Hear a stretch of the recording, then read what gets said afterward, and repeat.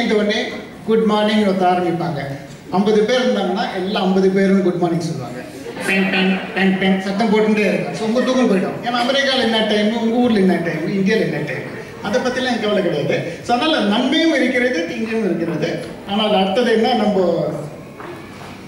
Rowdy என்ன சொல்ல வராருன்னு ஐயா வாங்க ஐயா. எல்லாரும் சொன்னா காலைல ஏறிச்சோடனே ஃபேஸ்புக்கில் என்ன பார்த்துருக்காங்க அப்படின்னு புருஷ முன்னாடிக்குள்ள தகராறு வருது. நான் தலைவர் சொன்னார், வீட்டில் வந்து மாமியார் மருந்து வச்சுட்டு அடுத்த பரிணாமம் வச்சு ஏதோ சொன்னார். நல்லா இதெல்லாம் அவங்க லைஃப்பில் நடக்கிற விஷயத்த வந்து சொல்லிட்டு போயிருக்காங்க. ஏதோ மக்கள் உங்கள்கிட்ட டெய்லி ஏதோ நடந்துட்டு இருக்கிற மாதிரி. இதுக்கு ஒரு நான் உதாரணம் சொல்லுங்கிறது தான் ஏறிச்சு வந்திருக்கேன். அதாவது பார்த்தீங்கன்னா ஒரு 2 வருடத்துக்கு முன்பு நானே என்னோட நண்பர்கள்லாம் ஒன்றா சந்தித்தோம். அது வந்து கிட்டத்தட்ட ஒரு 4-5 வருடங்களுக்கு அப்புறம் ஒரு சந்தித்தோம். ஒரு 2 மணி நேரம் பேசிட்டு இருந்தோம். அந்த என்னோடய ஃப்ரெண்டோட மனைவியும் பக்கத்துலேயே உட்காந்துட்டு மொபைல் ஃபோனில் ஏதோ பண்ணிட்டு இருந்தாங்க. அவனுக்கு திருமணமாகி 2 வருஷம் ஆச்சு. அவன்கிட்ட கேட்டோம், எப்படிலாம் மாப்பிள்ள போயிட்டுருக்கு வாழ்க்கை, திருமண வாழ்க்கைலாம் அப்படின்னு. அதை ஏன்டா கேட்குற, ஃபேஸ்புக்கை கண்டுபிடிச்சுன்னு கோவில் கட்டி கொண்டுணும் அப்படின்னு. ஏன்டா அப்படி சொல்கிற அப்படின்னு. இதை பாரு, நம்ம 2 மணி நேரமாக பேசிட்டு இருக்கோம். என்ன ஏதுன்னு கேட்டாங்கன்னா பாரு, அது மாட்டி ஏதோ குழந்தைங்க நோண்டிட்டு இருக்கிற மாதிரி ஃபேஸ்புக்கு மொபைல் நோண்டிட்டு இருக்காங்க. ஸோ வாழ்க்கையில் சந்தோஷமாக இருக்கணும்னா ஒரு ஸ்மார்ட் ஃபோனை வாங்க, அதில் ஃபேஸ்புக்கை இன்ஸ்டால் பண்ணுங்கள். வாழ்க்கை ஒளி வீசமாக இருக்கும். பாருங்க, இங்கே இருக்கிற அத்தனை பேருமே வந்து திருமணமானவர்கள் தான். இவங்களுக்குலாம் அந்த இது ரகசியம் தெரியல. அதாவது நடுவராவது அட்லீஸ்ட் அந்த அவர் கல்யாணம் ஆனவர் தான் நினைக்கிறேன். பார்த்தா அப்படிதான் தெரியுது. அதனால நல்லது ஒரு தீர்ப்பை எங்கள் பக்கம் வழங்கணும்னு நான் கேட்டுக்கிறேன். நன்றி, வணக்கம். இது மாதிரி வம்பளை மாட்டி விடுறாரு. அதுக்கு தான் என் மனைவியை கூடயே கூட்ட மாட்டேன், இது மாதிரி சொல்லுவாருங்க. நன்றி ரவுடி அவர்களே. சரி, அடுத்தது இப்போ வந்து ரேப் அப் செஷனில் பண்ணிக்கலாம். சரி, முதல்ல நம்ம இந்த டீம்லேருந்து என்ன நம்ம தலைவரா யார் கேட் குமார் வந்துட்டு ஃபைனல் என்னதான் சொல்கிறப்பா அப்படின்னு சொல்கிறதுக்காக வர்றாரு அவர். ஐயா தலைவரே வாங்க. 2 விஷயம் தாங்க. ஒன்று, நம்ம வள்ளுவ பெருந்தகை சொல்லியிருக்காரு, முகநக நட்பது நட்பன்று, நெஞ்சத்து அகநக நட்பதே நட்பு இல்லையா? முகநக நட்பது மட்டும் இல்ல, முகப்பு நூலக நட்பது நட்பன்று. ஃபேஸ்புக் ஃப்ரெண்ட்ஸ் எல்லாம் ஃப்ரெண்ட்ஸ் இல்லை, வாழ்க்கையில இருக்கிற நண்பன் தான் நண்பன். 2வது விஷயம், இன்னைக்கு வந்து இருக்கிற லட்சணத்துல ஹஸ்பண்ட் அண்ட் ஒய்ஃப் ஒன்னா இருந்தாலும் ஜாயிண்ட் ஃபேமிலின்னு சொல்ல வேண்டியிருக்கு. அந்த லட்சணத்துல இருக்கும். ஸோ அதனால ஃபேஸ்புக்கை வந்து அந்த ரிலேஷன்ஷிப்ல அந்த உறவுல வந்து விரிசல் வராத மாதிரி உபயோகிக்கணும். அவ்வளவுதான் ஜாமி, நான் சொல்லிட்டேன். நன்றி, வணக்கம். நன்றி தலைவரே. அடுத்தது நம்ம ஃபைனல் இந்த சைடு ஃபார் அப்படிக்காக நம்ம தலைவர் வர்றாரு. வாங்க. நன்றி. ஸோ இதோட முடிச்சுக்கலாம்னு நினைக்கிறேன். என்ன பார்த்துட்டீங்க தலைவர், நீங்கள் பேசிங்க, அப்புறம் முடிச்சுக்கலாம் தலைவர். ரைட்டு. இவங்க திருக்குறள் எல்லாம் சொன்னாங்க. அப்படியே கொஞ்சம் பின்னாடி வந்தீங்கன்னா நம்ம புறநானூறுல ஒரு கணியன் பூங்குன்றனார்னு ஒருத்தர் இருக்கார். அவர் என்ன சொல்லியிருக்காரு, யாதும் ஊரே யாவரும் கேளு. அதுக்கு அடுத்த வார்த்தை நிறைய பேருக்கு அடி தெரியுமா தெரியல, தீதும் நன்றும் பிறர் தர வாரான்னு. அதனால நல்ல விஷயங்கிறது நம்ம தான் எடுத்துக்கணும். கெட்ட விஷயங்கிறது அவங்கவுங்க தனிப்பட்ட இது. வேணும்னா எடுத்துக்கங்க, வேணாம்னா விட்டுட்டு போங்க. ஒரு புள்ளி விவரம் சொல்லுது, இன்னைக்கு தேதிக்கு ஒரு 1.2 billion people are using Facebook and it's still growing. Mark Zuckerberg அவர் ஆரம்பிச்சப்போ அவர் வந்து இது ஒரு கமர்ஷியல் நோக்கத்தில் இதை ஆரம்பிக்கல, நண்பர்களோட தன்னுடைய கல்லூரி நண்பர்களோட பகிர்ந்து கொள்வதற்கான ஒரு வலைத்தளமாக ஆரம்பிக்கப்பட்டது. இவர் சொல்றாரு, நண்பர்கள் வந்து ஃபேஸ்புக்கில் இருந்த நட்பே இல்லைன்னு. அது தவறு. இது ஆரம்பிக்கப்பட்டதுக்கு நட்பை இன்னும் தினமும் உங்கள் கையிலேயே வைத்துக் கொள்வதற்கான ஒரு உபகரணம். நான் நினைத்த நேரம் என்னுடைய எண்ணங்களை பகிர்ந்து கொள்வதற்கு ஒரு சாதனம். இது ஒரு மிகவும் உபயோகமானது ஒன்று. இதை எப்படி தேவையற்றது என்று சொல்ல முடியும்? அதனால உங்களுக்கே புரிஞ்சிருக்கும்னு நினைக்கிறேன்.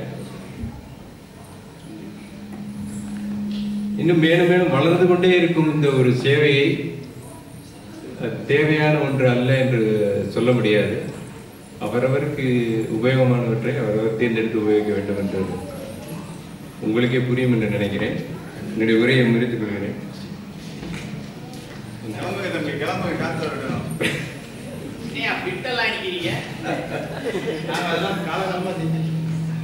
அண்ணன் வந்து முக்கியமான ஒரு கருத்தை எடுத்து சொல்லியிருக்காரு.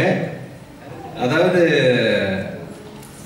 இந்த காலத்துல என்னன்னு பாத்தீங்கன்னா இன்னொரு முக்கியமான ஒரு சமாச்சாரம் என்னன்னா, மால்கம் கிளாட்வெல்னு ஒரு பத்திரிகையாளர், ஒரு எழுத்தாளர், அமெரிக்க எழுத்தாளர் சொல்லியிருக்காரு, இந்த சமூக வலைத்தளங்கள் வந்த அப்புறம் தனிப்பட்ட மக்கள் வந்து நீங்க அநேக பேர் போய் நீங்க கருத்து கேட்டீங்கன்னு சொல்ல மாட்டாங்க நேரில் கேட்டீங்கன்னா.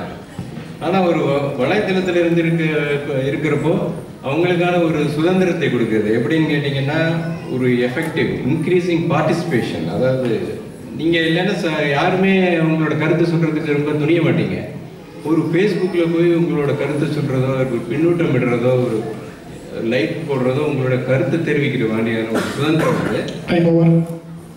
அதற்கப்புறம் பார்த்தீங்கன்னா மேலும் இந்த சொந்த வலைத்தளத்தில் பார்த்தீங்கன்னா நிறைய தியாகம் அண்டு அர்ப்பணிப்பு, பல வகையில் தங்களுடைய நேரத்தை செலவழித்து பல விஷயங்களை பகிர்ந்து கொள்வதற்கு பலரும் எழுதுகிறார்கள்.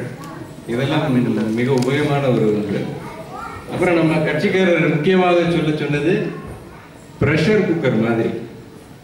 இந்த காலத்தில் அவங்கவுங்க இருக்கிற தினப்படி இருக்கிற வேலையை அழுத்தத்தினால இது ஒரு முக்கியமான ஒரு கருத்து சுதந்திரத்துக்கான ஒரு வெளியீடு. ப்ரெஷர் குக்கர் வந்து நீங்கள் ஒரு கண்ட்ரோலில் ஒரு ரெகுலேட் பண்ணி விடலைன்னா வெடிச்சிடும்.